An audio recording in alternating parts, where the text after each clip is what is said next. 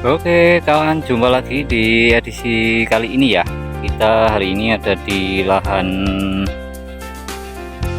pepaya. Ini lokasinya yang dulunya pernah sempat saya lakukan penanaman untuk porang teman-teman ya. Hari ini kita update lagi untuk kondisi lahan untuk di edisi tanggal 11 ya ini teman-teman ya, tanggal 11 Desember 2025 ya.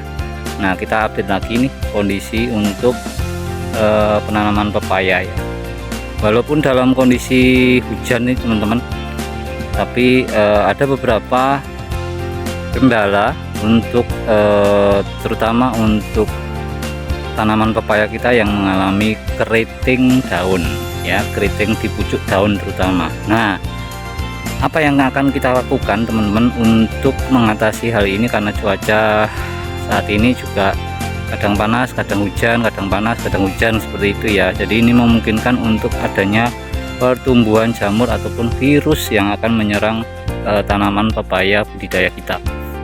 Nah hari ini kita lagi melakukan pengecekan untuk beberapa tanaman-tanaman kita yang boleh dibilang 80% bagus ya, pertumbuhannya bagus. Ini usia tanam sekitar 1,5 bulan teman-teman. Tingginya udah rata-rata udah 50 cm up ya, 50 cm up, hampir 1 meter.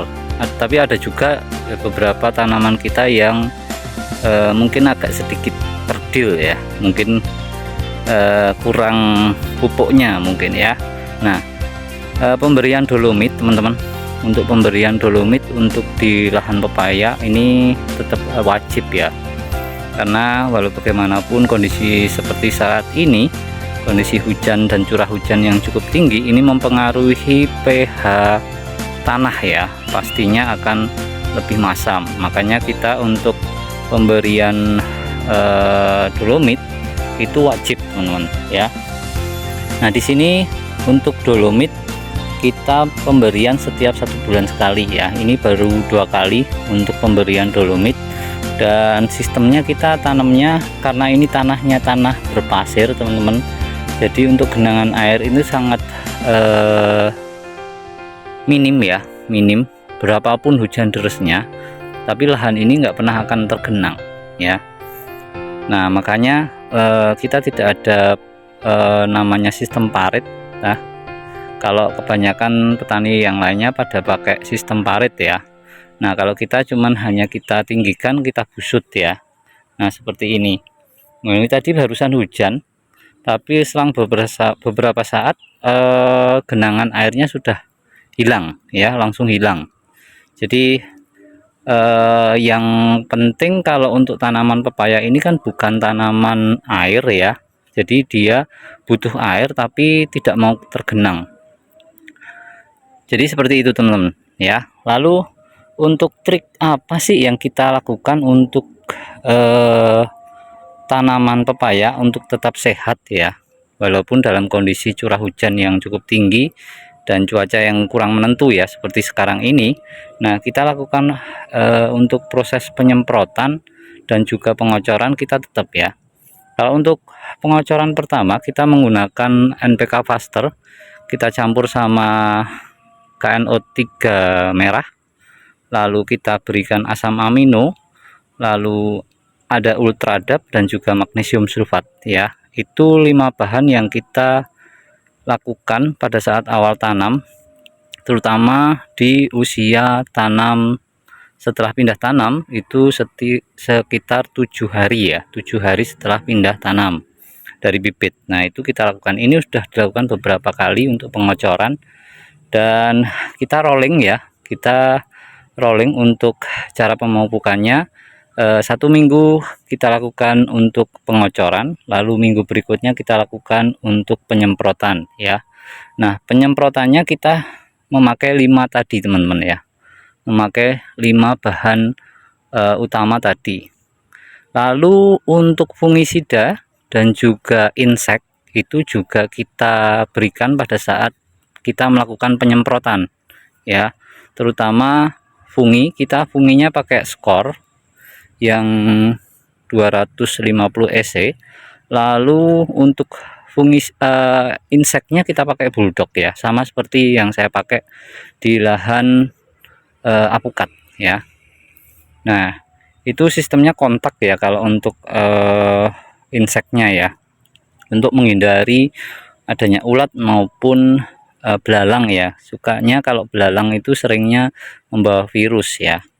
Nah, makanya kita lakukan rolling seperti itu, dan juga nanti kita akan berikan sesekali pakai pupuk microflag ya, Vitoflag ya. Vitoflag itu pupuk mikro ya, pupuk mikro, tapi itu hanya sebulan, kadang-kadang 2 bulan sekali aja.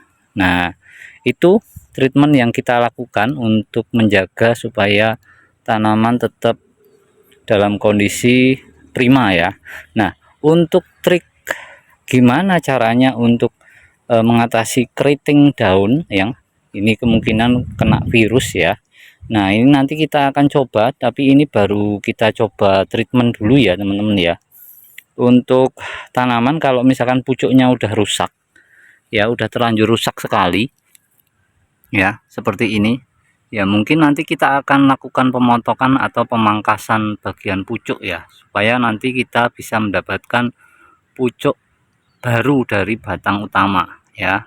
Nanti kita tinggal pilih saja dari beberapa dari beberapa pucuk atau kuncup yang tunas-tunas yang sudah muncul. Nanti kita akan ambil hanya satu saja yang terbaik ya, dari banyaknya tunas yang muncul ketika kita sudah melakukan proses pemangkasan bagian pucuk. Tapi ini baru treatment ya, baru treatment kita akan lakukan, baru hanya ada beberapa di sini ya. Nanti kita akan update lagi teman-teman untuk bagaimana caranya supaya tanaman yang kena terlanjur di pucuk daunnya itu udah terlanjur parah ya, terlanjur parah untuk menumbuhkan daunnya itu sudah terlanjur kayak keriting dan rusak gitu ya. Nah, itu kita lakukan pemangkasan atau kita pemotongan pucuk saja.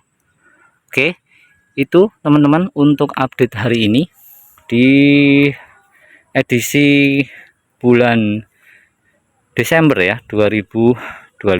Oke, semangat buat teman-teman semuanya. Salam dari kami petani porang Indonesia. Mantap, jos.